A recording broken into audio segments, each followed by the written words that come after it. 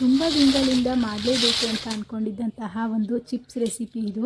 Sound ನೋಡಿ ಯಾವ ಥರ ಗರಿಗರಿಯಾಗಿ ಹೇಗಿದೆ ಅಂತ. ಈ ಮರ್ಗೆಣ್ಸಿನ ಚಿಪ್ಸ್ ಮಾಡೋದಕ್ಕೆ ಕೇವಲ 3 ಇಂಗ್ರೀಡಿಯೆಂಟ್ಸ್ ಸಾಕು. ಮರ್ಗೆಣ್ಸು, ಉಪ್ಪು, ಖಾರ, ಎಣ್ಣೆ ಇದ್ರೆ ಸಾಕಾಗತ್ತೆ. ಮೊದಲಿಗೆ ಮರ್ಗೆಣ್ಸಿನ ನೀರಲ್ಲಿ ಚೆನ್ನಾಗಿ ತೊಳೆದು ನಾನು ತೋರಿಸೋ ರೀತಿಯಾಗಿ ಕಟ್ ಮಾಡಿ ಸಿಪ್ಪೆ ತೆಗೆದ್ರೆ ಆಯಿತು. ಬಾಳೆಹಣ್ಣು ಸಿಪ್ಪೆಲ್ಲ ಯಾವ ಥರ ಬರುತ್ತೆ ಸೇಮ್ ಅದೇ ರೀತಿಯೇ ಬರುತ್ತೆ. ಸಿಪ್ಪೆ ತೆಗೆಯೋದಕ್ಕೆಲ್ಲ ಏನು ಕಷ್ಟ ಆಗಲ್ಲ.